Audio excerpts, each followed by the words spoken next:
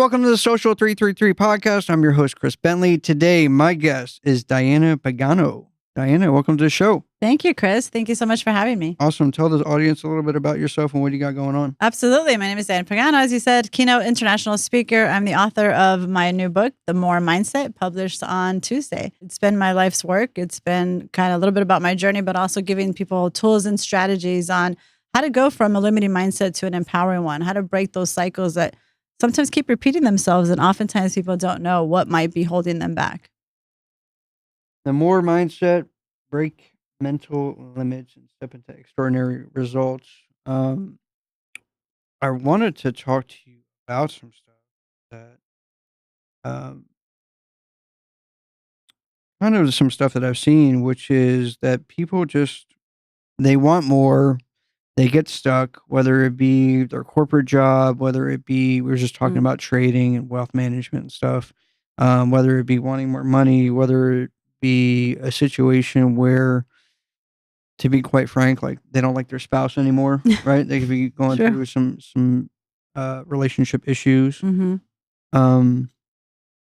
And maybe they have an addiction or something like that. I mean, there's a lot of stuff that's out there right now, and there's more to life than outside of that stuff. But I think a lot of people just get stuck. Like there's either it be like a limiting belief, or they think that they can't do it, or they think maybe, we have a lot of people that are entrepreneurs, small business owners that are in the audience, and they're just scared to make another mistake, right? Or maybe they have a situation where their spouse is going to, kill them if they open up another business and it fails, so there's a lot of stuff going on.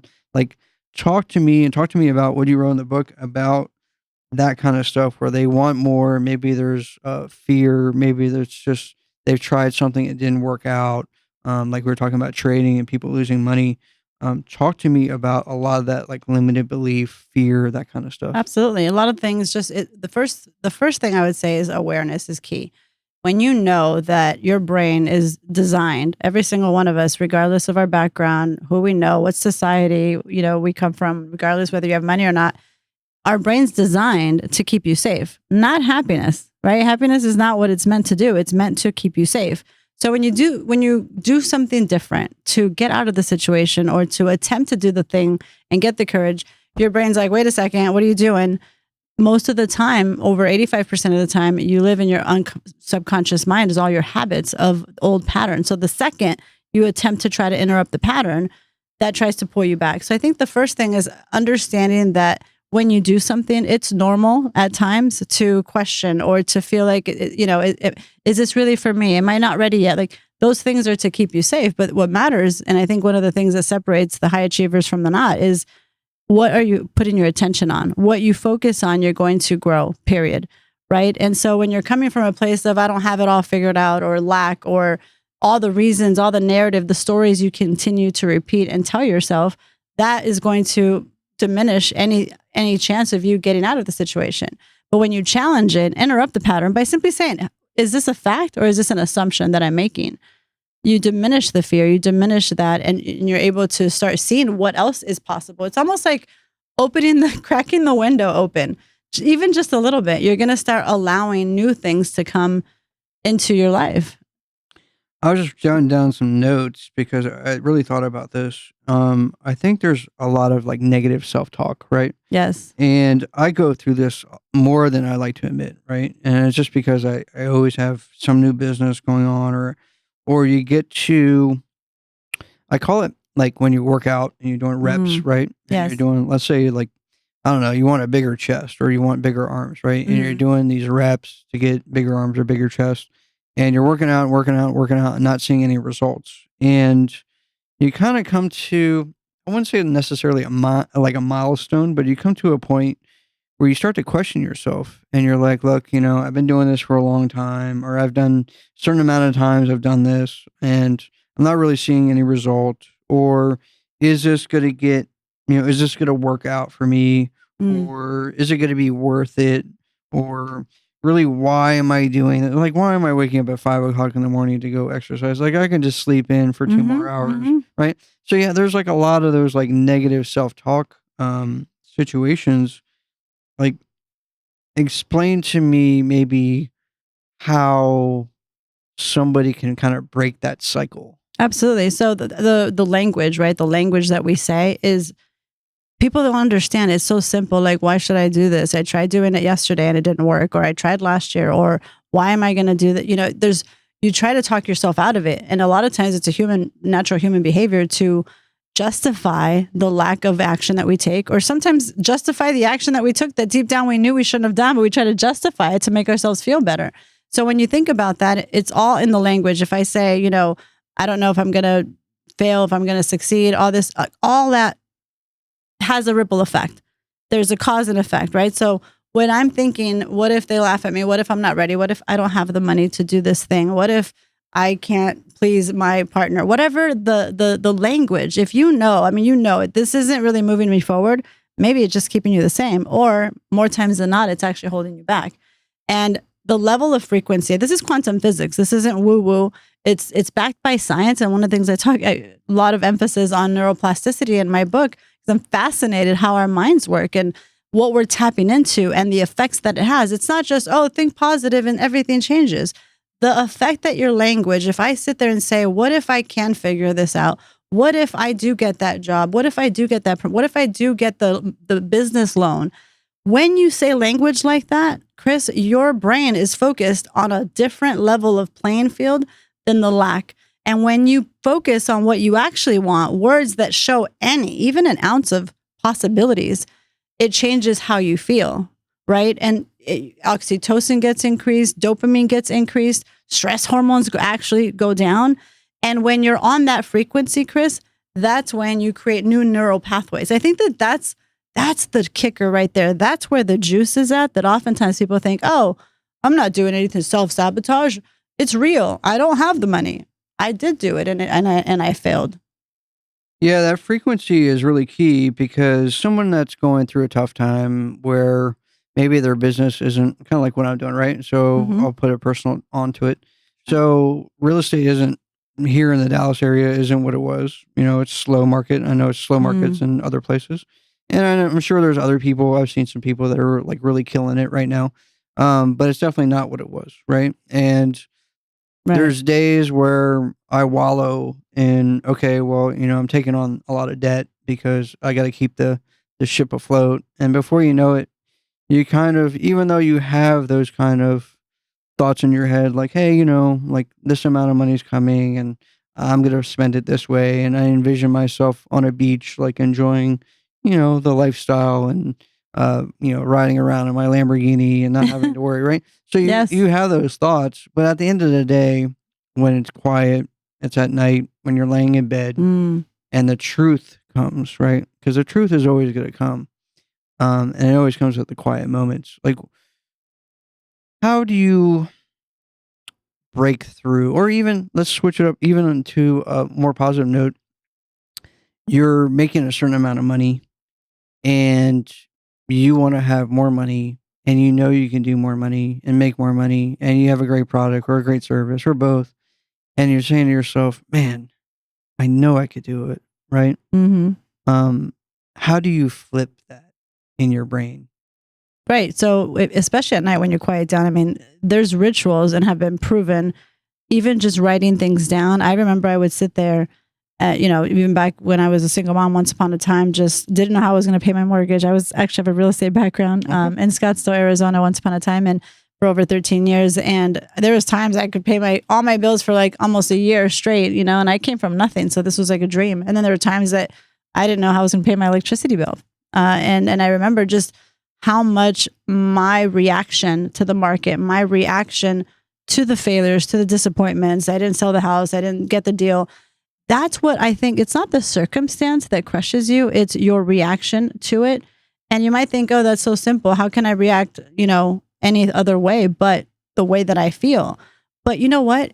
You can actually make it worse. And so at night when I write, I would write down in my journal. I called it my gratitude journal.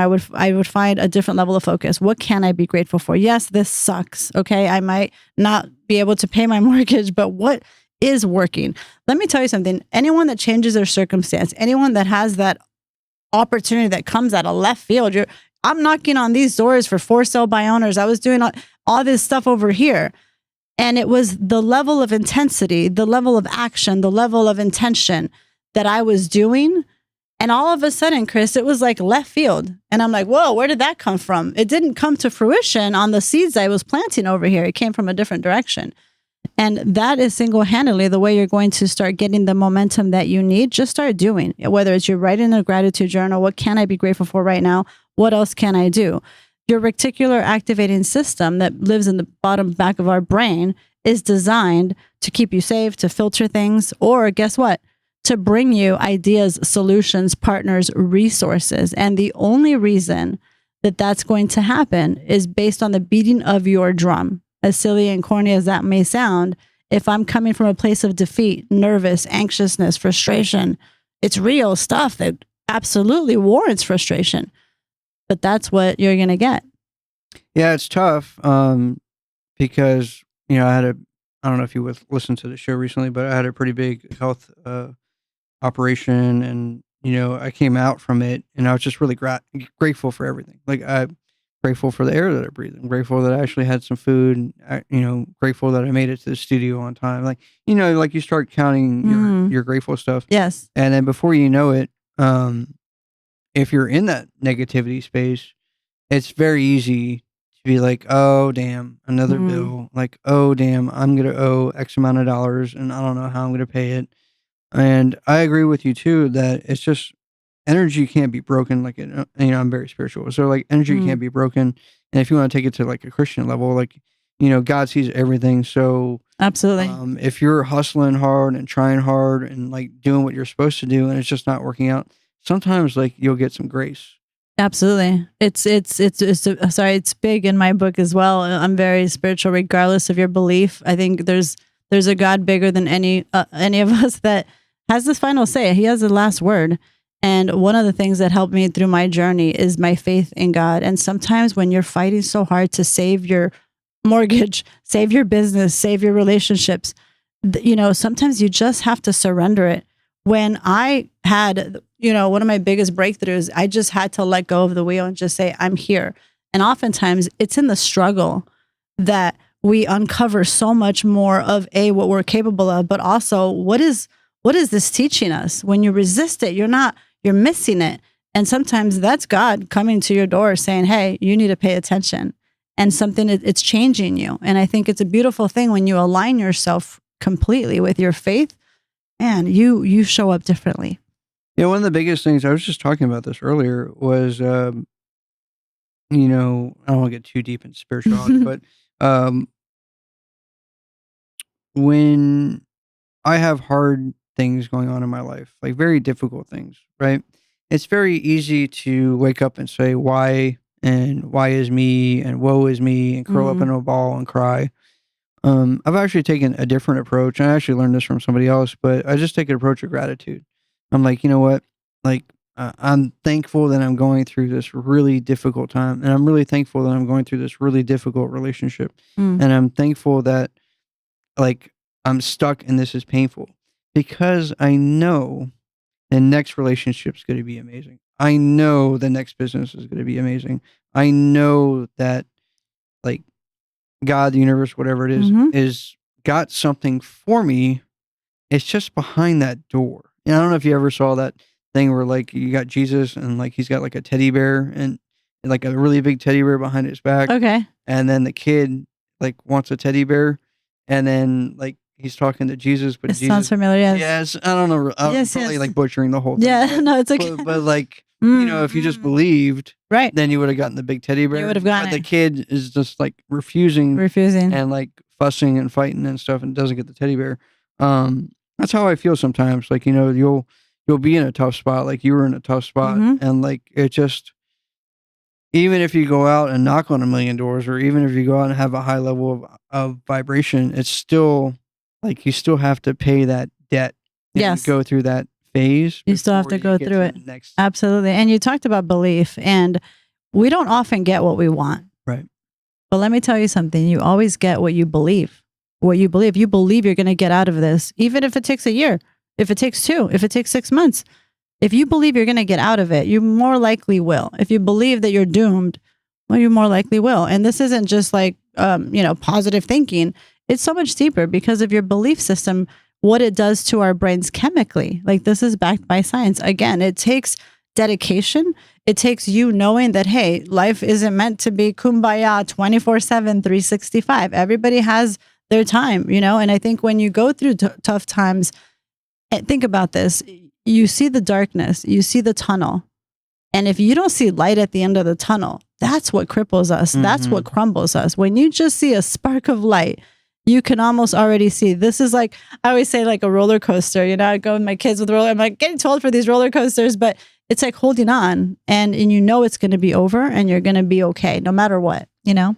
I think the toughest thing, and I had this discussion the other day, is that when you're younger, things happen a lot smoother and a lot quicker. So when I was younger, if I screwed up at school, or I screwed up and got in a fight with somebody, or whatever it is, I screwed up and did something, it was just kind of remedied pretty quickly, like within the next couple of days or a couple of hours or whatever it is. Like somehow, some way, it got fixed. It's over. I kind of like went away on my business. But when you get older, I'm 47 now. I'm about to turn 48. It just takes years sometimes. Like I could screw up in business, and it could be a screw up that lasts years, right? Or I could screw up in a relationship, and it could last years. And I think that's the thing that a lot of people don't understand, or they understand, and it's so hurtful for them to be like, okay, this is going to suck. It's going to suck for a long time. And I know after this suck, I'll be done. And it's just, a lot of people just can't stomach it. Can't stomach it. That's true. And even going with like what you mentioned about it takes years. And oftentimes it's those stories, that narrative that might be true, but could it be different?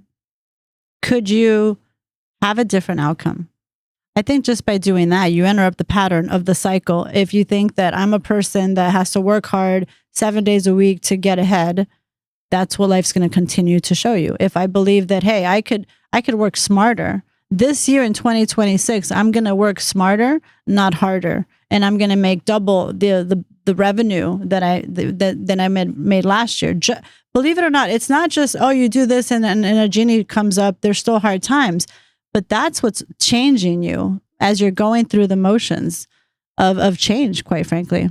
Do you think that's like the biggest mindset shift of just anything? Or like, what do you think is like the biggest mindset shift to like create like a ripple to get somebody changed and out of that stuck position? Challenge every negative thought. I don't care if it's true. I don't care if the bank's going to come for your car, your house. Challenge the negative thought. When we see, here's the thing. It's not that the circumstance is going to crumble us. Like I said before, it's when we accept it. And you might say, oh, I'm not accepting my reality. It's not that you're not accepting the reality per se. It's more about, again, challenge it and don't accept the defeat. I think that's where failure truly comes from, is when we just stop. When we just stop, it's you keep going. You figure it out along the way, and you don't accept it, because I don't think that we were meant to live lives in mediocrity. I know that you have the more mindset, and I'm really interested in the more part of it. And I understand that some people, their more is different than other people's more. Absolutely. Right? Yes. Yes. So when you set out to write the book, when you set out with that title, really, like, what were you kind of thinking? Like, were you like, okay, like, I'm going to challenge people to think more, or I'm going to challenge people to do this more or that more? Like, what were you kind of thinking about? I was thinking about challenging to think differently, right? I can't tell you my journey. This is what I think drove me so much, is the way that I grew up in San Diego once upon a time. And my parents were struggling entrepreneurs. We moved around, Chris. Like I think I counted like over 15 times before I turned 18. Wow. And it wasn't like we moved out of state, although I was born in Houston, Texas, and I moved to San Diego, and my dad was not in the military. But it was because we were being evicted from a 2-bedroom apartment. It was a family of 6. I'm the youngest of 4. And that was my entire childhood. And there was, they did the best that they knew how. And so it wasn't until my late 20s that I started repeating the same cycles. And and be driven based on fear of what I had growing up. And then as soon later I became a single mom, and I was driven by pure survival mode. And you might think, oh, you drove a BMW, you live in a beautiful neighborhood in Scottsdale, Arizona, and you have it all put together. But inside I was broken because I was running for pure survival mode. And that's what drove me when I finally had my own self-discovery, the human psychology, and I was enthralled in so many books on psychology, the mind, the thoughts. And I was like, wow, is this really the case? Can we really just control our thoughts and think positively and everything in your life changes? So it didn't happen overnight, but that was my biggest obsession. How many other people are just like me that actually was stuck? And then throughout my life in business, I can't tell you how many things I have single-handedly challenged. And it was no longer a coincidence. I'm like, the more I did it, it was like that muscle. It's like, now the proof is in the pudding. If you don't challenge it, you'll never know what you're capable of, and you'll never know what's possible. And too many of us have settled, whether it's, oh, they told me no. Okay, well, why did you fold? Who else could you have asked? It's literally changing the way that you think. It's not about doing more. It's about becoming more of who you were meant to become and aligning yourself with whatever more is: more peace, more clarity, more abundance, more health, more joy, more faith. Yeah. Which I do talk about in my book. I wanted to talk about childhood.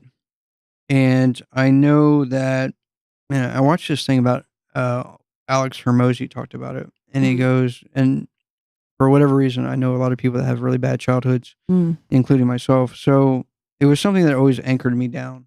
And eventually I got to the point where I just let it go.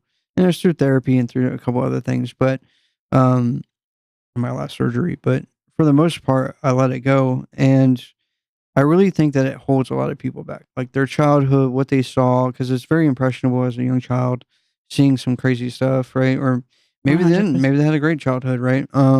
But for the most part, a lot of people have had really bad childhoods, and right from that, they have a lot of beliefs, and a lot of beliefs that they should probably let go, right? Exactly right.